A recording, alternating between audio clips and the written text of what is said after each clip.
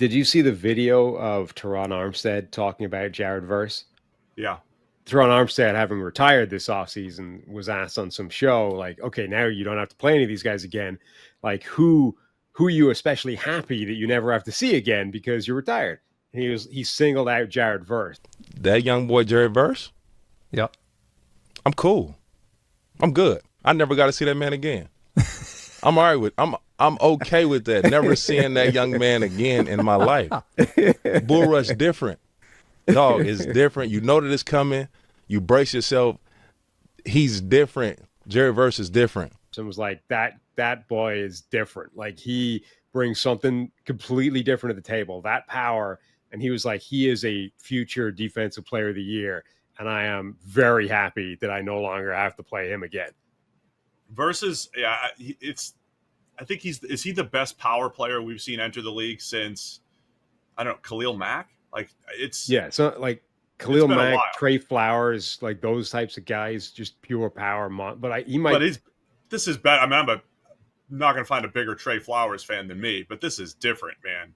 He has the best bull rush at any position I can think of since Geno Atkins. Like, Geno Atkins specialized in that, and this is the best since that, and it may end up being better. And I would say if you asked most pass rushers, and I think most tackles, they probably fear getting beat off the edge first. They fear speed first, and then power second, right? And then what happens is when you're a Dwight Freeney or when you're the guy that has the burst, that sets up your power, right? You're worried so much about being quick. Boom, you surprise him with power. The fact that Verse does this is going to work in the inverse for him. Kind of friend, James Foster, who was doing work for 33rd Team last year at this time, him going through and charting everyone's pressures and everything. I think he made the point that Verse really he won with power and with a bull rush at such a high rate relative to everyone else. Yeah. You would say he's a one-trick pony, right? Like, those are usually when you have one trick in anything in sports, that's a warning sign. But I would say for Jared Verse, it is so good and strong that opens up speed, that opens up the inside counter, it opens up everything else because everyone is fearful of his speed to power. But think how different he has to be that one-dimensional. And for a 12-year NFL veteran who 12 years at, like, not just he played in the league for 12 years, but he was good, like Pro Bowl caliber for basically the entirety of those 12 years. If you told a guy like that, hey, you're going to go up against this rookie and basically all he brings to the table is the bull rush, that guy's going to be like, sweet, easy day at the office, love it. Yeah. Absolutely huge fan of that. For him to come out of that game and be like, I never want to play this kid again, is insane. Like, that is ridiculous. That, like, Jared Verse is different to a whole different degree, that his power is so different to everybody else in the league, that despite being that one-dimensional, he is able to shock a 12-year Pro Bowl caliber veteran offensive tackle to the point where he's saying he's a future defensive player of the year, and I am ecstatic that I never have to face him again. And the one thing I want to add there, too, when I had this conversation, I'm going to keep repeating it because I think it's really informative. When I tell you that scheme is overrated in the draft, it is based off these conversations I've had. Former NFL executive will say, describing Jared Verse, being like, man, he'd be great for the Ravens. Ravens love that, right? And that's true. Like, the Ravens do love power edges, right? Belichick would love power, set the edge types for years. That is what their scheme wants, and that's what they emphasize maybe more than like honestly, Dwight Freeney. Like, would Bill Belichick use Dwight Freeney? Absolutely, but it's not the fit. It actually wouldn't be the right fit for Belichick, right? I mean, because Freeney doesn't do the things that Belichick asks him to do.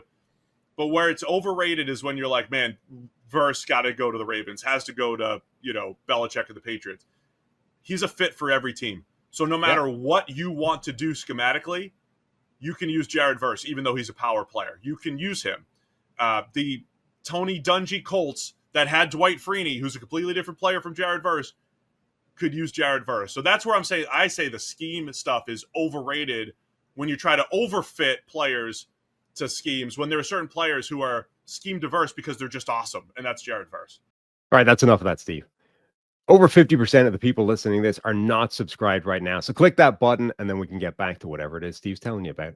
But this is a thing. I love players that even in a landscape of physical freak shows like the NFL, I was listening to, the rugby player turned football player, Louis Rees-Zammit, who's now with the Jags practice squad. I was listening to an interview of him the other day, and the guys were sort of asking him, so, who in the NFL would make a good rugby player? And he was like, I mean, honestly, everybody is a freaky athlete. Like they would all theoretically, they all have the bedrock to be a really good rugby player because every single person in the locker room is big, strong, fast. It's like it's a pool of captive athletes that all translate, right? But even in that environment where like every single person, all 3,000 plus people in the NFL are all super athletes, this dude rocks up, Jared Verse, and is different to all of them. Like, I love players like that. Randy Moss, same idea. In a league of super athletes, Randy Moss showed up and was nicknamed the Super Freak. Yeah, I love players like that, where the thing they're bringing to the table is different, even amongst an environment of different athletes and different human beings. And it's so hard to quantify those guys, right? Because, we all went through this like battery of combine testing and all that. Like Jared Verse didn't stand out as, oh, look, he can bench press 58 times. Like he's demonstrably stronger, more powerful, and more explosive than everybody else. But he is like that, to the point where, 12-year Pro Bowl veterans are, I don't want to say scared of him, but like happy they no longer have to see him again. I want to talk about what this means at the end, as far as there are certain teams that have 2-3 players. You mentioned the Lions with a fringe 4 on this list of top 25, under 25. But how about the fact that Jared Verse, and you have Puka Nacua, I've got Puka right in my top 5. First off, that the Rams have reloaded like that over the last 2 years. But the fact that the Rams reloaded with Puka, with Verse, who could be that force multiplier type on the defensive line, right after losing Aaron Donald, who was the force multiplier on that defensive line. The fact that, now you're actually asking, what if they were both on the same line at the same time? But yeah, as the more we talk about Jared Verse, the more I do want to move him up. But I gave Will Anderson. I don't think Will Anderson has played at the same high ends that Verse did as a rookie. But Will Anderson has essentially 5 years of elite production, 3 at Bama and 2 with the Texans, or maybe 2 at Bama, if I'm remembering. But he has just been consistently very, very good. The knock on Anderson coming out is maybe he's not as elite of a pass rusher as some of the other elite top 5 defensive ends coming into the league the last 10 years. I think that's fair. He's probably a notch below, but he's as good in the run game as any of those guys, and he's still a very good pass rusher. And so I gave him the nod at 6 with Verse at 7, but I could see Verse being even higher in this list next year. Yeah. I mean, Anderson's a really good player. I don't want to, criticize Will Anderson, but people don't talk about him in the way that Terron Armstead talked about Jared Verse. Like, I think you're gonna run with this Verse, Armstead thing, a potential special level that I'm not sure Anderson has. The Rams point is good though. Like those players, Kyron Williams is another one of those guys. He's in the sauce bucket. He's still only 24, but he'll be 25 by the time the season rolls around. So he's ineligible for this, but they have sort of reloaded with an incredibly good young core who were drafted in wildly different places. I mean, Verse, the first round pick they had in a long time, but Puka Nacua in the 5th, Kyron Williams lower down as well. Like they've found these guys from a bunch of different places. And for years, we always described the Rams as stars and scrubs. And the way that they did that was by trading all their first-round picks to trade for Jalen Ramsey, to trade for, high-end players that were already established. I'm not saying they're rolling with stars and scrubs or that this is the goal of the roster, but now you look at the roster, it's like, well, Puka's a star. Kyron Williams is a star at running back. You could say that too. Verse, they've kind of stumbled into it as well, but with, a random 5th-round pick, a first-round pick at Verse, they're almost back to it. And I think I'm coming around to the idea that if you have 5 or 6 star players on your team, that might be the better way to go than to have, 25 average players.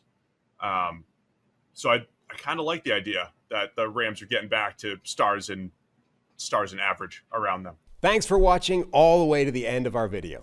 For more great content, click here to subscribe and here to watch another video. We'll see you again soon.